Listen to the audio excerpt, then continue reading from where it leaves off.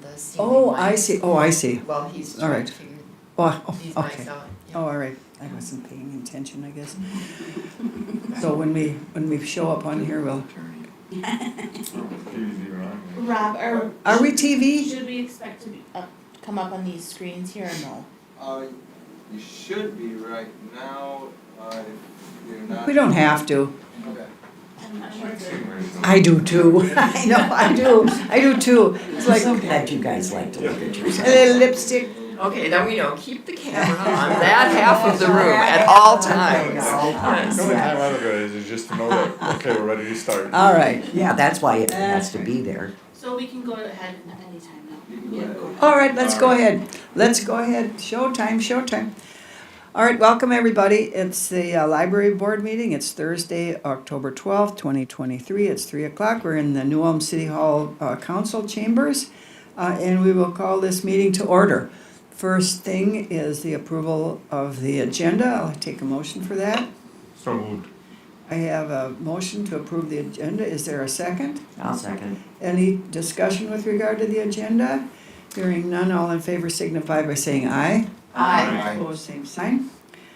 All right, we have an agenda, and now, for those of you who weren't here until we started, we've been talking about the minutes for quite a while. So our next, first item on the agenda is the approval of the minutes from our September 14th, 2023 board meeting.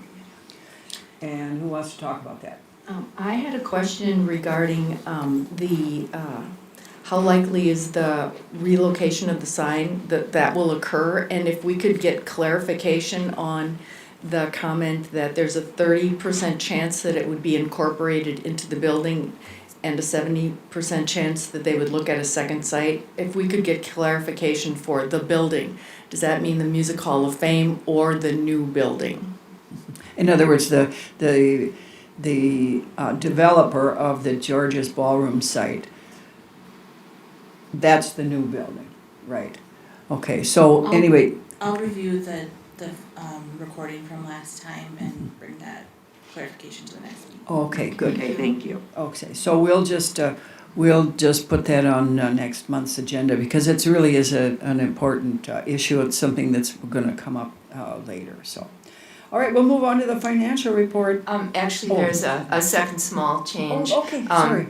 I was given credit for making the comment about the episodes of Don't Forget to Read the Instructions, and that was actually Lynn Hanley's comment. Oh. So a little adjustment needed there, Okay, please. Thank you.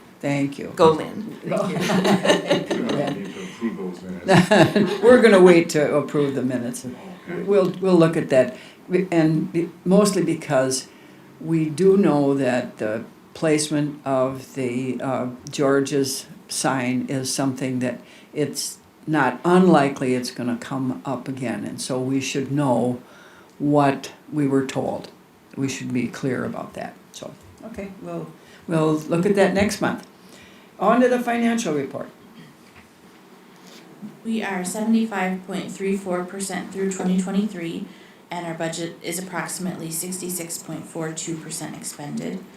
Bills that we paid during September included $411 to Demco for book processing supplies, $15,529 to Traverse des Sioux Regional Library for the second half of our 2023 member fees. So that includes things like our cataloging services, courier, and the shared integrated library system, as well as the support we receive for that.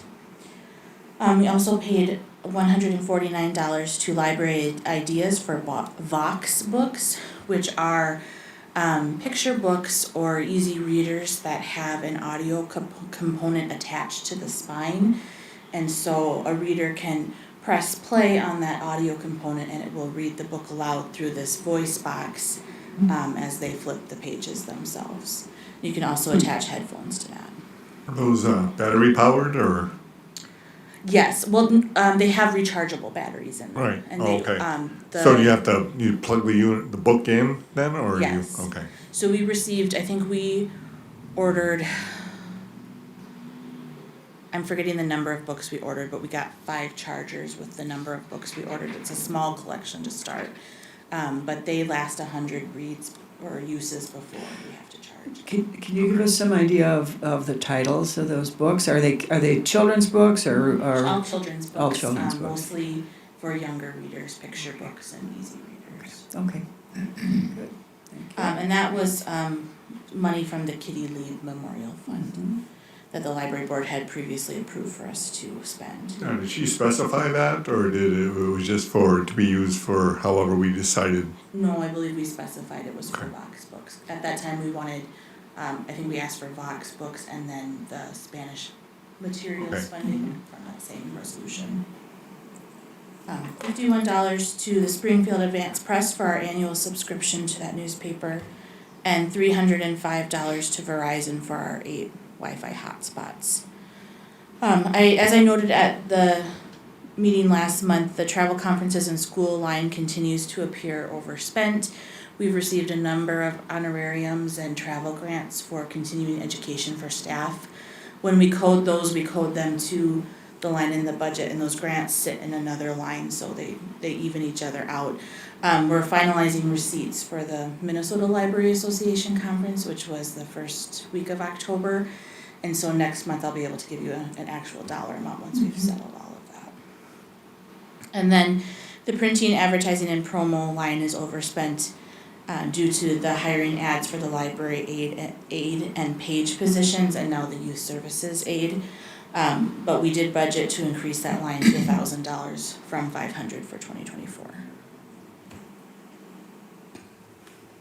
Okay, any questions or comments? Did you, I have one comment and request, Madam Chairman, and that would be if, considering we have probably several board members who aren't totally familiar with the Katie Lee West, maybe April, if you would take just a couple minutes to do a little background on when it came, how much, and what its purpose is for.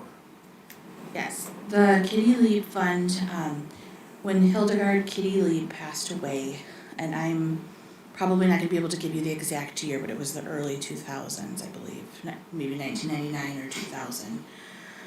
She left $50,000 to the library. And I think it was close to a decade later, the library board decided to put those funds in, I'm blanking on the word for it. what's the word? When you only use the interest. Yes. It's in endowment, Yes, yes. an endowment fund, thank you. So that we just can spend the interest off of that on purchases. And so when we request to use some of those funds, we request specifically with a resolution to the library board as to why and what we want to spend those funds on. So in the financial report, in the on the balance sheet for, so it'd be the last page of the financial report, which is page 14 of the packet. The Kitty Lieb Memorial Fund currently sits at $63,274.65. And if you don't mind, I knew Kitty Lieb.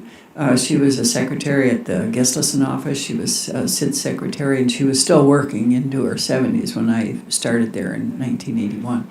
But I've looked at her actual will, her last will and testament, and she very specifically indicates that the funds are to be used for books.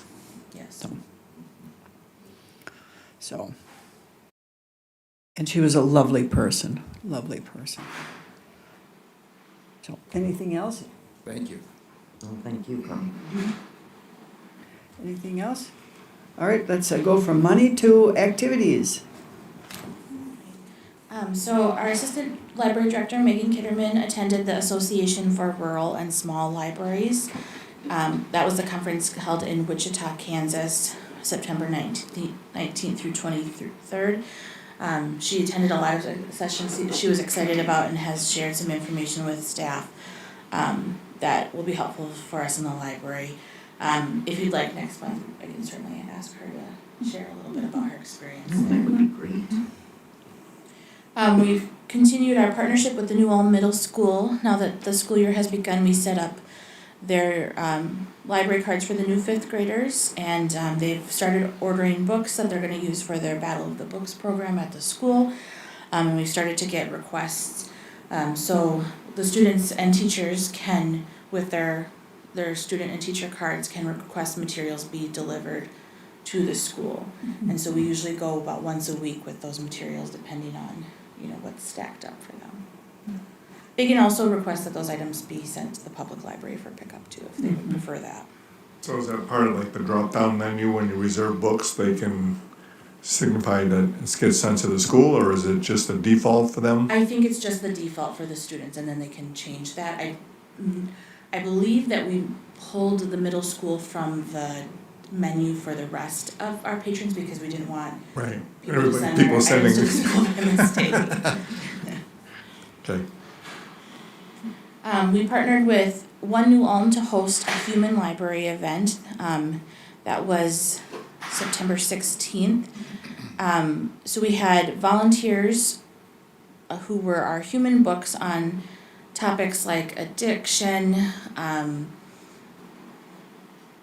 police work, and then our patrons could come and check out a human book for a conversation of 20 to 30 minutes.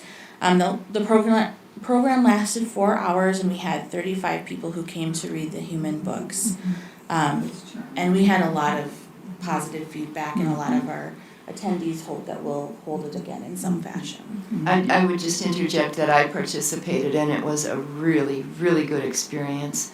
The human books were just very open about their experiences, open to questions, and just really great dialogue. So I am among those who would love to see it happen again.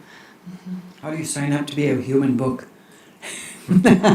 We reached out to Dave Borgert from the police department for some ideas on individuals he was aware of in the community who might be willing to speak with us on some of their experiences. And then this was led by Leroy Harris, our Programming and Technology Services librarian, and so he had some ideas too about how to contact individuals. And the Human Library is an organization out of Denmark, I believe, and they have a framework so libraries pay, I think our fee was $250, and then the fee covers kind of your training on how to hold this event successfully and in a way that makes both your books and the participants comfortable, language for advertising it and setting parameters, and how to run your volunteers so that everything works well and is a safe space for everybody who's involved. Great. We have held one sensory playtime in September. That was September 21st. And so we are holding 2 more in October. We're doing one in the morning and one in the evening. But we had a lot of good feedback about sensory story time as well. They picked up a textured board book about sea creatures to read as a group, and used spill-proof bubbles called Fubbles to do bubble blowing during the story. And then they spent some time playing with different sensory toys while their parents had a chance to connect with one another. So we're excited about how that first one went. We're still kind of experimenting with times and days to connect with as many patrons as we can for that program.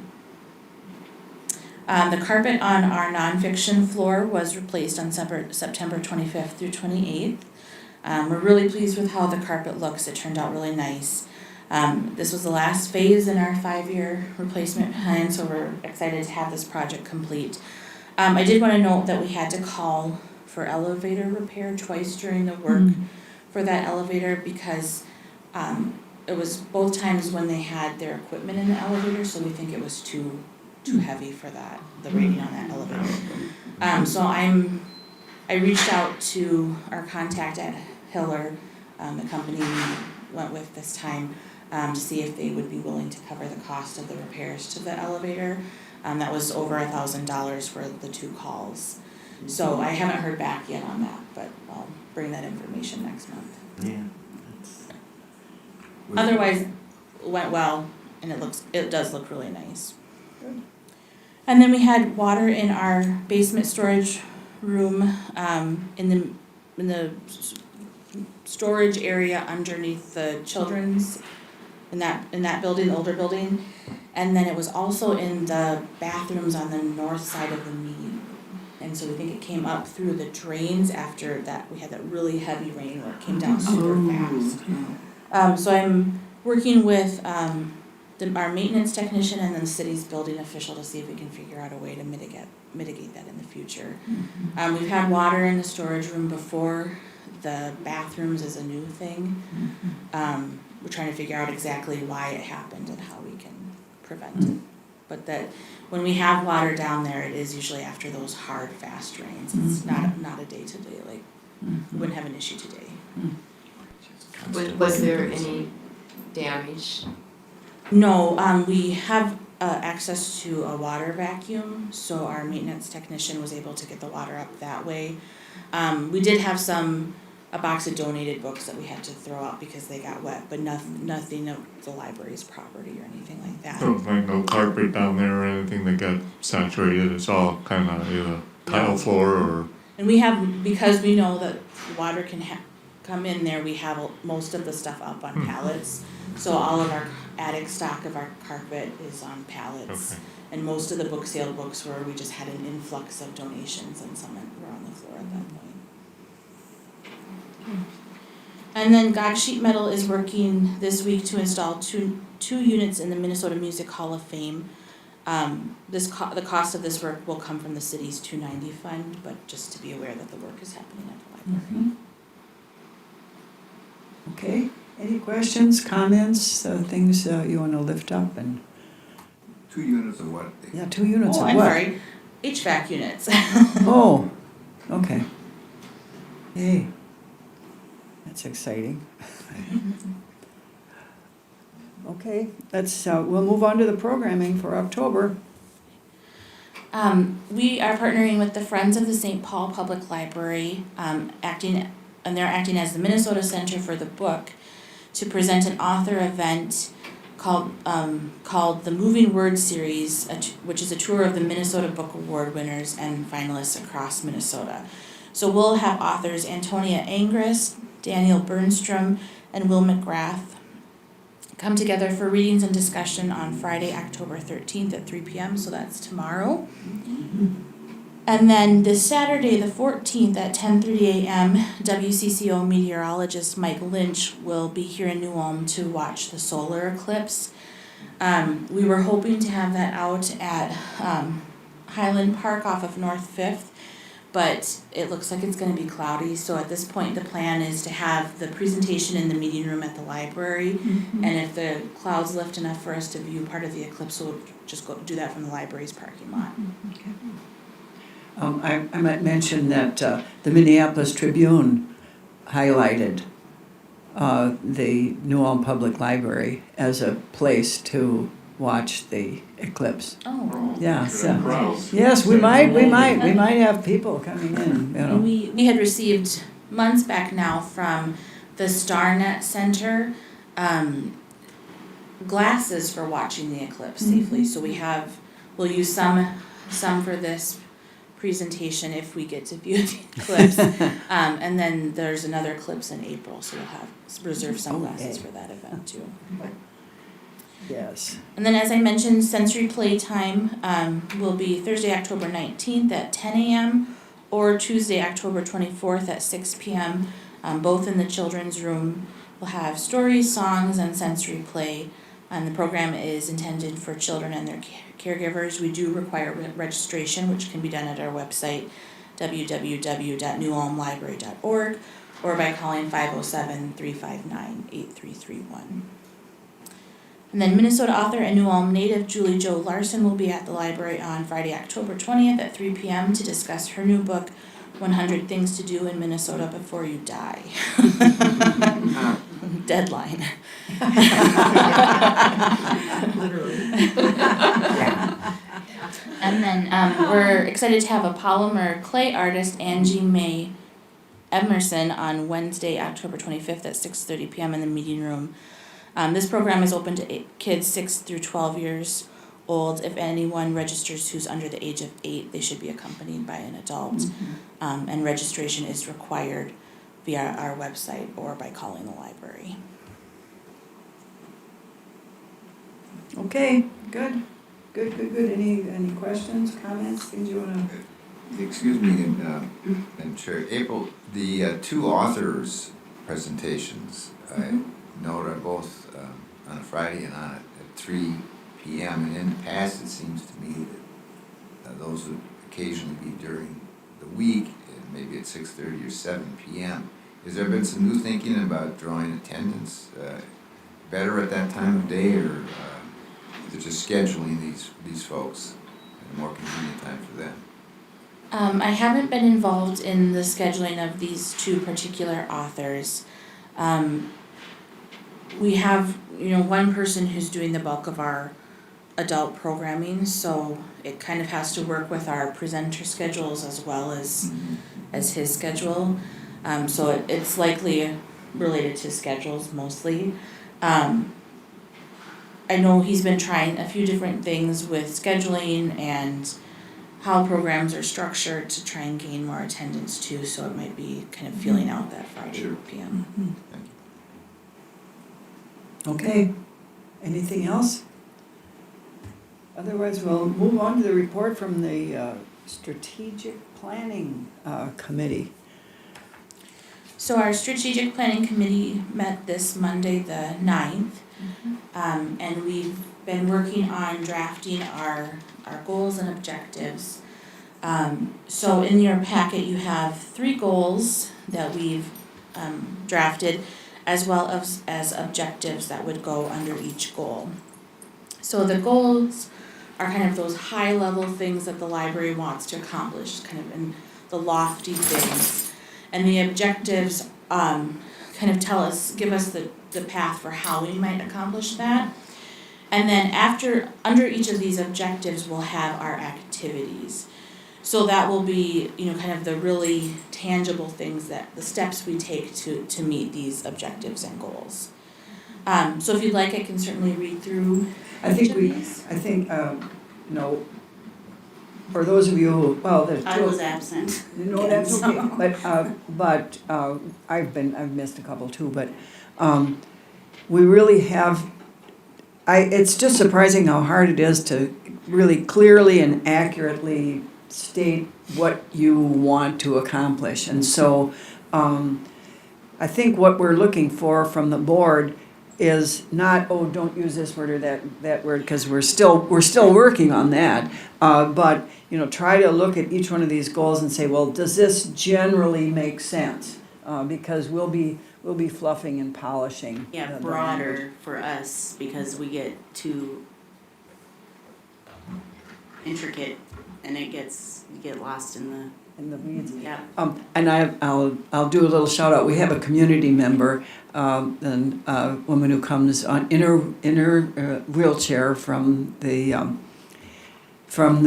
assisted living center, and she's been real helpful because we'll have some highfalutin word and she goes, "What are you talking about?" It's really been helpful, Yeah. So anyway, so yes, I would appreciate if everybody just sit back and just listen to these goals and think, okay, does this make sense? Yeah. So our first goal is engage with our community and foster opportunities for our community to engage with itself. Objectives under this goal would be to cultivate mutually supportive relationships with community members and stakeholders, actively share the library's expanding role, create functional library spaces that are welcoming and accessible.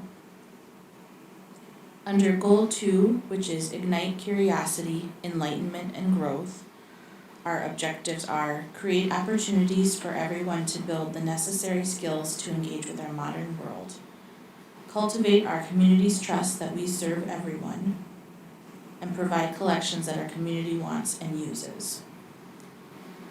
Under Goal 3, which is provide library services that enrich community members' lives, our objectives are provide technology that meets our community's needs, provide library services beyond the library's walls, staff the library in ways that are effective and meet our community members' needs, and create library services that are welcoming and accessible.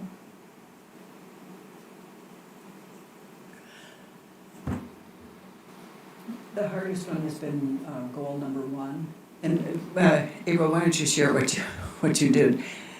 I attended the Minnesota Library Association conference last week, and I attended a session on marketing, and they were talking about using marketing to build like marketing profiles for your organization and to help with some of that work. And so I used Google Bard and plugged in our first goal and asked it to reword it as a strategic planner for a library. Mm-hmm. And it came up with a lot of different options that I don't have handy with me. Oh, I do. Okay. Oh, I do. Well, I'll just look at goal 1 and look at how we've got it. Engage with our community and foster opportunities for our community to engage with itself. Okay. Well, my favorite, there's about 6 of them. My favorite is make the library a hub for community learning and engagement. Hub. Who we never thought of hub. Thank you, AI. But this is the kind of thing that we'll, like I said, what we're looking for from the board is, are we on the right path here? And then we'll continue to work on language using April's AI skills and marketing and that sort of stuff. So. April, are you using the word, I wasn't sure I was hearing very well. Are you using the word accessible or accessible? Accessible. Okay. Yeah. Thank you. Yeah, access. Like I said, our community member is a wheelchair person, and she talks a lot about, I can't get through that door. So access, access. Well, when I first read through the minutes, or read through the packet, and I saw the draft goals and objectives, I thought opening this thing up, it's going to be pages and pages of stuff. Yeah. I was pleasantly surprised to see how succinct it was, but yet clear. And, April's explanation of going from the goal to the objective, and then to define it even further with the activities, that kind of goes from broad to narrow. And I think, if you go to in this format, it's easy to read, it's easy to understand, maybe making some of the changes like you said, but I think we're working in the right direction. I think it's good that it's easy to understand, and I think, like you said, having that community member there to provide some input will be helpful. Has been. I would just congratulate the committee. I think it's beautifully done. I can't think of anything that I would want to change. My personal favorite is Goal 2, Objective 2, cultivate our community's trust that we serve everyone. I mean, that says it right there. That's what the public library should be. It's for everyone, and to make sure that everybody knows that is their place, no matter where on life spectrum they are. Well, and when we were first working on that, we were naming all the people that we wanted to make sure felt welcome. And our community member said, well, that's everyone. And we all go, oh yeah, everyone. That's the way they sing it. It really It's has hard to been. get lost in the weeds, Yeah, it's we get simple, lost in the but weeds, we're just like, Oh, it's been there's sometimes you're like, oh God, but it's really been a good experience. I know that libraries have changed since I was a kid. It was just a place to go to get books or to study. It was very quiet. Shush, shush, shush. Now it's like you said, it's a hub of activity where you get the children's rooms, you get story time, you got even our mystery group gets a little out of control sometimes, but but hopefully there's been no complaints to that regard. But I think if we make it more of a welcoming think for everyone, for these kind of activities that should increase participation and support. Yeah. Good. I think we're on the right track, April. Yay. Yep. All right, well, good. Good, thank you, thank you, thank you. So Thank you. the next steps, today we wanted to get the feedback of the board to make sure we were on the right track and we didn't have feedback that made us think that we needed to kind of go back and revamp some of this. So from this point, what we're gonna do is the library staff are gonna start writing the action plan that will fit under these goals and objectives. The committee will meet next, I think it's It's the, November 6th, it's the Monday right before the library board meeting. And so they'll have a chance to review the activities that we've written at that point to make sure we're on the right track. But also we'll do some work refining these goals and objectives if we wanna revamp a little bit of the wording to make it clearer. I think we all are not in love with the wording of this first goal, the idea we love, but not necessarily the wording. So there's things like that that we wanna clean up a little bit too. good. All right, thanks, everybody. Thanks, everybody. Now on to our action items. Resolution number 2023-19, which is to accept the donations and memorials between July 1st and September 30th of this year. The list below describes donations received by the library during this time period, and this includes general donations and memorials. The first donor, and these are in date order. First donor is Chad Lewis, $14.95 for adult books, and it's he donated a Paranormal Minnesota book. And now we've got anonymous donation of $40 in cash for adult books. We've got Helen Wing, $100 cash, it's again undesignated. Friends of New Ulm Public Library, $300 cash for staff conference travel expenses.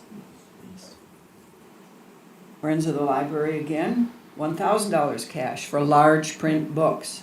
1,500. Oh gosh, I'm sorry, $1,500, thank you. New Ulm Public Library staff donated in memory of Mary Paulson, $122 of cash for children's books. Gary Sassenberg donated a book worth $27. It's a nonfiction book, it goes to adult books. Anita and Al Longton, in memory of Jack Brush, $20 cash for children's books. And so we've got a total of cash of $2,082 and donations $41.95 for a total of $2,123.95. And we accept this, the library board accepts these donations with gratitude to the donors. And with that, I will take a motion to accept these memorials. So moved. Second. Any comments or questions? If not, April, can you call the roll for us? Vince Burgo, Yes. Manon Fraser, Yes. Hope Fries, Yes. Lynn Henley, Yes. Yvonne Weber, Yes. Carl Zeidler, Yes. and Ruth Ann Webster. Yes. Okay, we have a resolution. The next resolution is number 2023-20, accepting an Arts and Culture Heritage Fund grants for programs.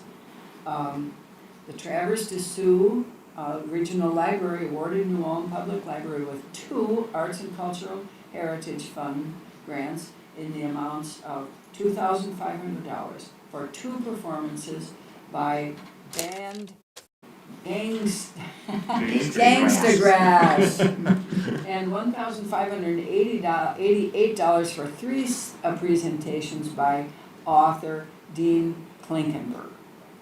Bluegrass hip-hop band Gangstagrass leads an inclusive dialogue on the origins of American music, exploring the origin and development of the banjo and the cotillion, and providing historic context that upends modern ideas of black music and white music. Gangsta Grass did perform on Yes. Saturday, October 7th at 1 p.m. at the library and 7 p.m. at the Grand Center for Arts and Culture. And Nadine Klinkenberg, author of When Disaster Strikes, Stories of Loss, Survival, and Recovery in the Mississippi Valley, will share personal stories from those who witnessed and survived the New Madrid fault earthquakes of 1811, 1812, and their aftermath, as well as subsequent disasters along the Mississippi. He will present at Springfield Public Library and Dyckman Free Library in Sleepy Eye on Thursday, December 7th, and then at the New Ulm Public Library on Friday, December 8th at 10 a.m. So I will take a motion to approve that. I'll move. Second? Second. I do just wanna note that, this is not typical for you to approve a grant after the event has taken place.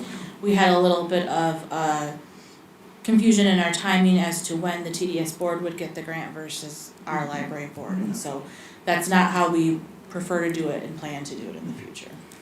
Yeah, I was just gonna ask that because there's kind of at risk if we should, on a slim chance, Right. decline it, Right. then, And the library would have to pay. yeah, so are they waiting on their money? No. Okay, thanks to grass, I don't wanna have them have a lien against the library or something for, I'll make a motion that we accept the Arts and Cultural Heritage Fund grants. Second. We have a motion and a second. Any further discussion? Not. April, can you call the roll? Vince, Yes. Manon, Yes. Hope, Yes. Lynn, Yes. Yvonne, Yes. Carl, Yes. Ruth Ann. Yes. We have a second resolution. Any other business to come before this board? I just would like to update this board on the executive director at the Traverse des Sioux Regional Library. I think last month I had to kind of keep her a little anonymous pending the TDS board's approval and the candidate's acceptance. The board has approved and the candidate has accepted, and her name is Stacy Lunsford. She comes from the Irvin Young, I believe, Memorial Library in Whitewater, Wisconsin. She's been there a little over 20 years. I believe that's about it. And a couple different positions, but currently the director of the library. Is there anything else, April, that you recall of Stacy that, I think you had a chance to meet Stacy? Yes, I was very impressed with Stacy and I'm excited to work with her. She has a lot of experience as a library director, which I think is a great thing to come into the TDS director role with, to really identify with the staff that you're serving and their experiences is important. I had a conversation with her about her experiences with some programs that patrons were concerned of and kind of in line with some of the book banning stuff, and the way she described how she handled that situation was just very impressive to me. So I think that's some good experience to have with the current state of what libraries might be facing. She will be starting her new position on, I think it's the Monday after Thanksgiving. She had, under her current agreement with her library, a 60 to 8 hours requirement, which kind of a lengthy one, but nevertheless, that's what it was. And hopefully soon after she gets settled in her new position, that she'll be able to get around to some of the area libraries and introduce herself to their boards. Good. Yeah, that'd be nice. Forward to that. Good, good. All right. No further business. Meeting adjourned. Boom. Thanks.